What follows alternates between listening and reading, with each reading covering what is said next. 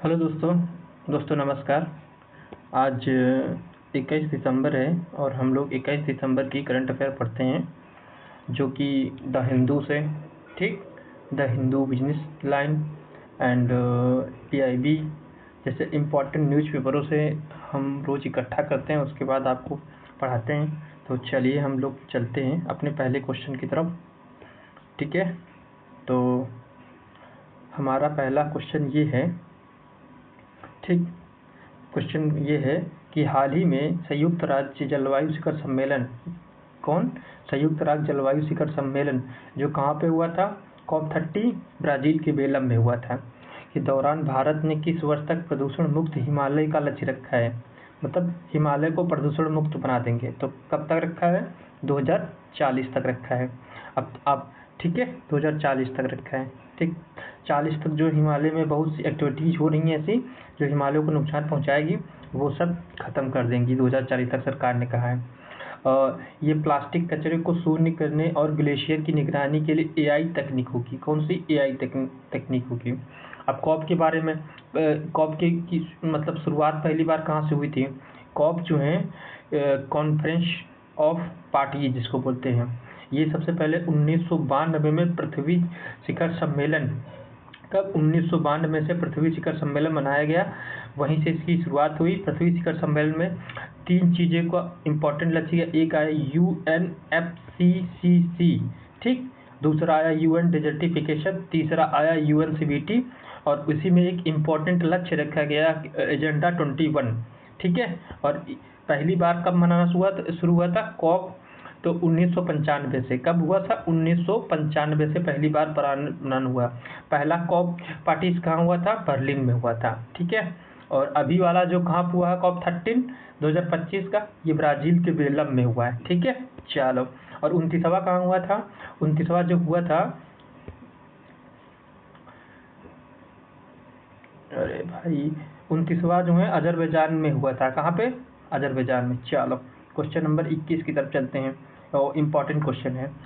Question number 21 ये है कि 21 दिसंबर को, यानी कि आज के दिन 21 दिसंबर को उत्तरी गोलार्ध में शीतकालीन संक्रांति के दौरान निम्नलिखित में से क्या होता है? मतलब कह रहा है जो उत्तरी गोलार्ध है तो उसमें शीतकालीन सत्र में क्या होता है? तो इसमें क्या होता है, साल का सबसे छोटा दिन होता है। कहाँ पे? उत्तरी गोलार्ध में। उत्तरी गोलार्ध में साल का सबसे छोटा दिन होता है, जबकि दक्षिणी गोलार्ध में सबसे लंबी रातें होती है। मतलब उत्तरी गोलार्ध में दिन छोटा होता है, रातें लंबी होती है। थोड़ा इसको मैप से समझाने की कोशिश करते हैं। जैसे आप लोग देखा होगा, ये हमारी क्या है? पृथ्वी है, ठीक है, ये पृथ्वी है। थोड़ा हमारे पर इतना अच्छा पेन नहीं है कि जो चल सके, तो इसमें देखो बीच वाली रेखा इक्वेटर होती है, भूमध्य रेखा, और ऊपर की ये कौन सी है? कर्क रेखा। नीचे कौन सी है? मकर रेखा। सूर्य हमेशा इन दोनों लाइनों के बीच ट्रैवल करता है। जब सूर्य जो है इस मकर रेखा पे लंबवत चमकता है, यानी कि बिल्कुल यहाँ पे चमकेगा मकर रेखा पर, तब क्या होता है, यहाँ पे क्या होती है, ये मकर रेखा, ये जो दक्षिणी ध्रुव में है, ये क्या है? ये दक्षिणी ध्रुव है, और ये क्या है? ये उत्तरी ध्रुव है, ठीक। जब सूर्य जो है मकर, यानी कि मकर रेखा पर लंबवत चमकता है, तो यहाँ पे क्या होती हैं? दिन, यहाँ का क्या होता है? दिन बड़ा है। अब मतलब 21 से 22 दिसंबर को जो दक्षिणी गोलार्ध है वहाँ के दिन बड़े होंगे, लेकिन क्या होंगी? रातें छोटी होंगी। अब इसका उल्टा उत्तरी गोलार्ध में होता है। उत्तरी गोलार्ध में 21 दिसंबर ठंड बहुत ज़्यादा है, ठीक। तो यहाँ पे क्या है, यहाँ क्योंकि सूर्य इधर चला है दक्षिणी गोलार्ध में, तो 21 दिसंबर या 22 दिसंबर को यहाँ पे क्या होगी, दिन जो है बहुत छोटा होता है, बहुत सबसे छोटा दिन होता है, ठीक है। और रातें क्या होंगी? सबसे बड़ी होंगी। क्यों? क्योंकि सूर्य जो है अब दक्षिणी गोलार्ध में है, ठीक है। चलो, समझ में आ गया?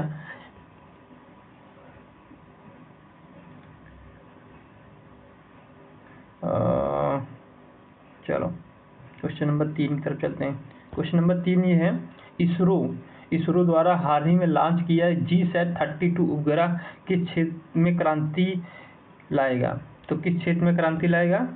जो GSAT-32 उपग्रह लॉन्च किया गया है, तो आप लोग बताएं किस क्षेत्र में क्रांति लाएगा? तो वो किस क्षेत्र में क्रांति लाएगा? हाई स्पीड ब्रॉडबैंड और आपदा संचार में क्रांति लाएगा। कौन लाएगा? एक तो ठीक, हाई संचार और ब्रॉडबैंड उपग्रह, ठीक, कौन लाएगा?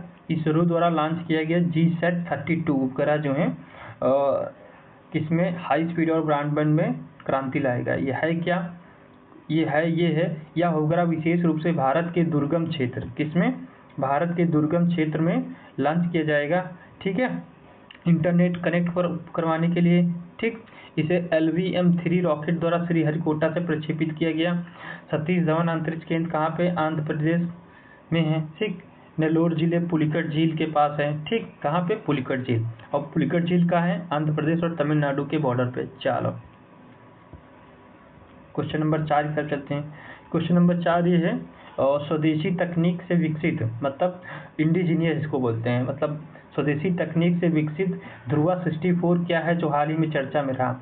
बहुत इंपॉर्टेंट है भैया, ध्रुवा आ जाएगा तो समझ नहीं पाएगा, ये सोचेगा आर्मी का कोई टैंक वगैरह नहीं। ये ध्रुवा भारत का पहला जो है स्वदेशी रूप से विकसित 64 बिट माइक्रो प्रोसेसर है, ठीक है। ये जो है अब भारत इंडिजीनियस बनाएगा सब कुछ, जो माइक्रो प्रोसेसर होते हैं उनको लगाने के लिए भारत, ठीक, बना रहा है। पृष्ठभूमि क्या है? इसे इलेक्ट्रॉनिक्स किस मंत्रालय द्वारा बनाया गया? इलेक्ट्रॉनिक्स मंत्रालय ने आत्मनिर्भर भारत के तहत लॉन्च किया गया है, ताकि विदेशी चिपों पर निर्भरता खत्म हो सके, क्योंकि हम कोई भी चीज़ बनाते हैं तो हम विदेशों पे निर्भर रहते हैं, ठीक है। चलो, यह विश्व का पहला माइक्रो प्रोसेसर है जो इंटेल 4004 था, जिसे 1971 में बनाया गया था। जो पहले था विश्व का वो इंटेल 4004 था, जिसे 1971 में बनाया गया था। भारत अब बना रहा है, ठीक है। चलो क्वेश्चन चलते हैं 5 की तरफ। क्वेश्चन नंबर 5 क्या है? भारतीय प्रतिभूति बाजार संहिता, ठीक, क्या? भारतीय प्रतिभूति बाजार संहिता 2025 को संसद में किसके द्वारा पेश किया गया है? तो किसके द्वारा पेश किया गया है? वो निर्मला सीतारमण है। किसके द्वारा? निर्मला सीतारमण के द्वारा पेश किया गया है। चलो इनके बारे में पढ़ लेते हैं क्या है, ठीक। प्रश्न, यह नया कानून शेयर बाजार के पुराने और जटिल नियमों को सरल बनाकर एक ही छत के नीचे लाता है, ठीक है। इसमें इनसाइडर ट्रेडिंग के लिए कड़े दंड का दिया गया है। जैसे ट्रेडिंग जो है 2-3 प्रकार की होती है, उसमें बताया गया इनसाइडर ट्रेडिंग के लिए कड़े दंड प्रकार की होती हैं, जो चुपके से पहले उनको न्यूज मिल जाती है। तो सेबी का मुख्यालय कहाँ है? मुंबई में। इसकी वर्तमान अध्यक्ष माधवीपुरी बुच्चे हैं, ठीक। चलो, प्रथम महिला अध्यक्ष है ये सेबी की। देखते हैं, भारत के पहले जनरेशन जेड डाकघर का उद्घाटन कहाँ हुआ? अमरावती, आंध्र प्रदेश में हुआ है, ठीक है। चलो, पृष्ठभूमि क्या है?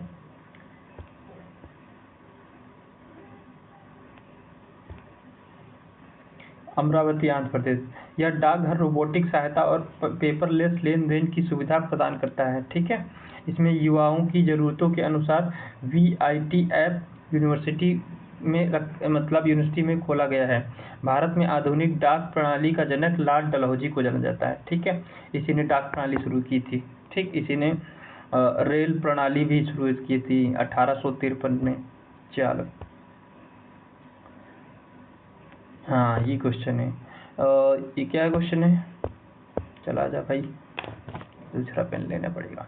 हाँ, क्वेश्चन ये है कि सैयद मुस्तफ़ा अली ट्रॉफी जो है 2025 के खिताब किस टीम ने जीता? तो ये झारखंड ने जीता था, ठीक। चलो अब आगे चलते हैं।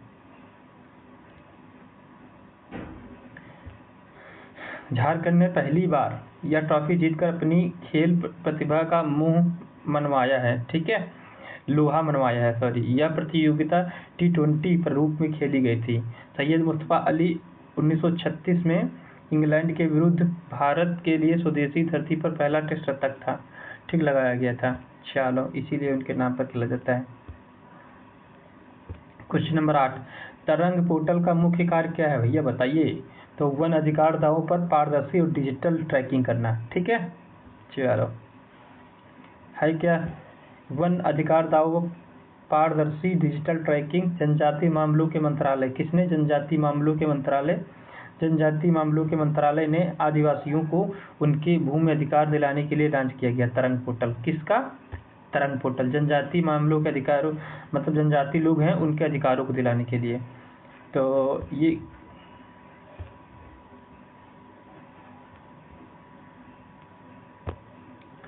अनुच्छेद जो है 244 जो है जनजाति क्षेत्रों के प्रशासन की बात करता है। ठीक, चलो क्वेश्चन नंबर 9 की तरफ चलते हैं।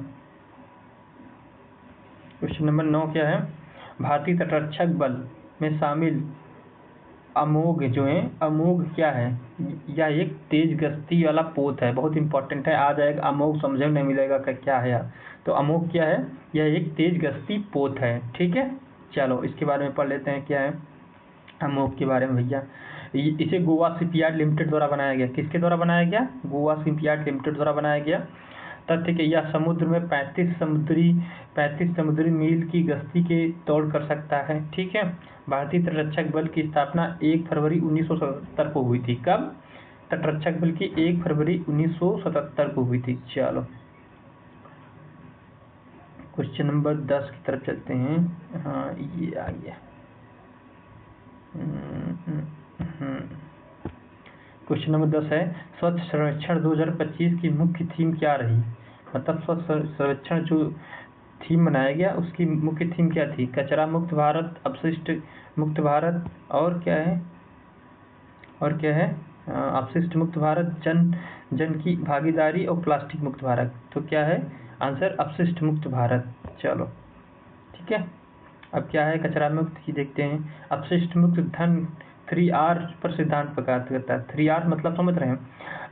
रिड्यूस, रीयूज और रिसाइकल, ये 3R पे है। जैसे कोई भी अब हर चीज पे आने लगा रिड्यूस, रीयूज और रिसाइकल, मतलब अधिकतर इन तीनों पे, ताकि ज़्यादा मात्रा में प्रदूषण ना हो सके। जैसे हमारी कोई चीज़ खराब हो गई तो उसी को हम दोबारा से रीयूज करें, पुनर्चक्रण करें, ताकि जो पर्यावरण प्रदूषण होता है उसको बचाया जाए। यह सर्वेक्षण दुनिया का सबसे बड़ा शहरी स्वच्छता सर्वेक्षण है। स्वच्छता भारत अभियान की शुरुआत 2 अक्टूबर 2014 को हुई थी। ठीक है, चलो क्वेश्चन नंबर 11 की तरफ चलते हैं।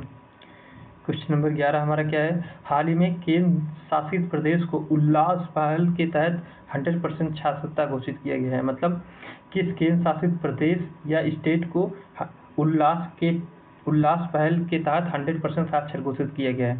तो आप बताएं। लद्दाख को भैया कहा गया है, लद्दाख को। ठीक, चलो देखते हैं क्या है। लद्दाख ने अपने दुर्गम क्षेत्रों में भी साक्षरता दर को 100% तक पहुंचाने का लक्ष्य पूरा किया है। ठीक, उल्लास मतलब ये नहीं होता है कि ये इसमें युवाओं को पढ़ाने के लिए, बुजुर्गों को के लिए जो साक्षर करने के लिए जो पहले से हैं। उल्लास योजना का उद्देश्य 15 वर्ष से ऊपर लोगों को बुनियादी शिक्षा देना है। ठीक है, चलो वर्तमान में लद्दाख के उपराज्यपाल कौन है? BD मिश्रा। चलो ये भी क्वेश्चन बढ़िया है। भारत और ओमान के बीच हाल ही में कौन सा आर्थिक समझौता संपन्न हुआ है? सेपा। देखो इनके बारे में बताते हैं, थोड़ा समझो। देखो FTA का मतलब होता है फ्री ट्रेड एग्रीमेंट। मतलब हम भारत से जो है वस्तुओं का फ्री, जैसे कि हम किसी देश से, मान लो कि हम UI से की, तो UI आके हमारे यहाँ सामान बेच सकता है, हम उसके यहाँ सामान बेच सकते हैं। इसी को बोलते हैं फ्री ट्रेड एग्रीमेंट। कोई भी टैक्स या टैरिफ नहीं लगेगा। एक होता सेपा, ये जो है FTA से बहुत बड़ा होता है। इसमें क्या होता है, इसमें सेवाओं तो होता ही है, इसमें सेवाएं भी शामिल होती हैं। और इसमें क्या होता है, इसमें हाँ गुड्स भी शामिल होती हैं। जैसे इसमें क्या था, केवल वस्तुएं शामिल होती हैं, इसमें सेवा भी शामिल होती हैं, वस्तुएं भी शामिल होती हैं। और लेबर मोबिलिटी मतलब होता है कि हम जो हैं, ठीक, हमारे देश के नागरिक जो हैं वहाँ पे जाके काम कर सकते हैं, और वहाँ के लोग हमारे यहाँ काम कर सकते हैं। इसी को बोलते हैं सेवा, मतलब सेपा, लेबर मोबिलिटी और सेवा क्षेत्र, और क्या वस्तुएं। और इसमें क्या होता है, खाली वस्तुएं का मतलब होता है। ठीक है, ये ज़्यादा कॉम्प्रिहेंशन है। ये भारत ने अभी तक केवल 4 देशों के साथ किया, जबकि इसको तो FTA तो काफ़ी देशों से भारत कर चुका है। चलो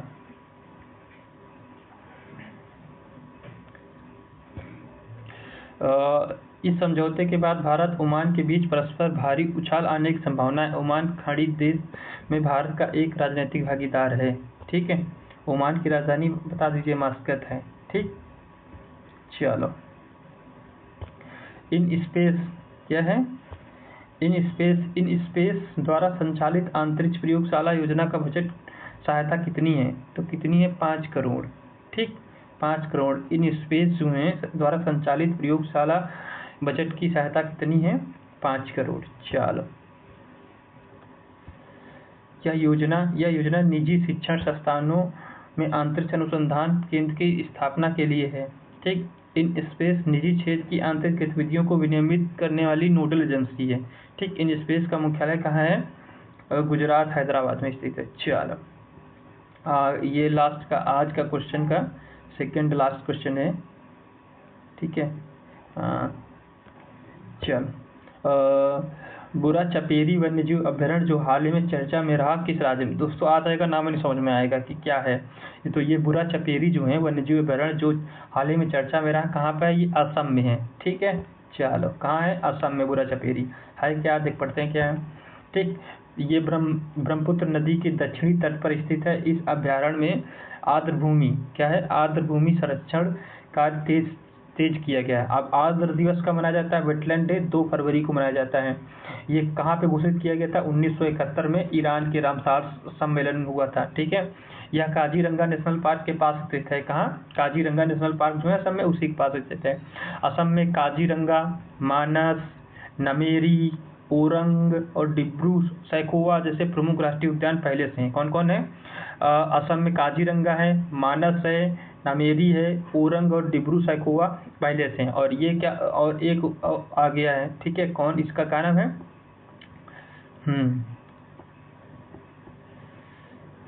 बुरा चपेरी। ठीक है, चलो, ये अब आज का लास्ट क्वेश्चन ये है, भारत द्वारा हाल ही में घोषित रक्षा खुफिया उपग्रह का नाम क्या है, अग्निनेत्र। क्या आ जाएगा, हाल ही में आया क्वेश्चन आएगा, निम्नलिखित में हाल ही में चर्चा में या फिर हाल ही में चर्चा में रहा अग्निनेत्र निम्नलिखित में किससे संबंधित है, मिसाइल से संबंधित है, त्रिशूल से संबंधित है, तो या खुफिया रक्षा उपग्रह संबंधित है। तो अगर आप पढ़े होंगे तभी बताएंगे खुफिया रक्षा उपग्रह संबंधित है। ठीक है, चलो अब देखते हैं थोड़ा इसका स्टैटिक बैकग्राउंड पढ़ लेते हैं। क्या है, यह उपग्रह हिंद महासागर क्षेत्र में दुश्मन की गश्ती पर नज़र रखने के लिए विशेष रूप से डिजाइन किया गया है। ठीक है, यह पूरी तरह से स्वदेशी है। क्या है, स्वदेशी है और उच्च गुणवत्ता वाली तस्वीर देने के लिए सक्षम है। भारत का पहला उपग्रह आर्यभट्ट 1975 में सोवियत संघ के सहयोग से लॉन्च किया गया था। ठीक है, चलो दोस्तों, आज के क्वेश्चन जो है बहुत जोरदार हैं, ये याद रखना कौन कौन।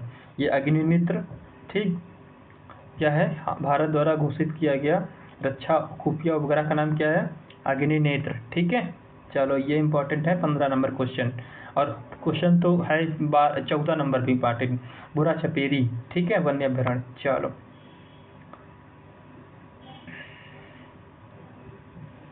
ठीक है दोस्तों, थैंक यू दोस्तों। अगर अच्छा लगे तो लाइक सब्सक्राइब कर देना।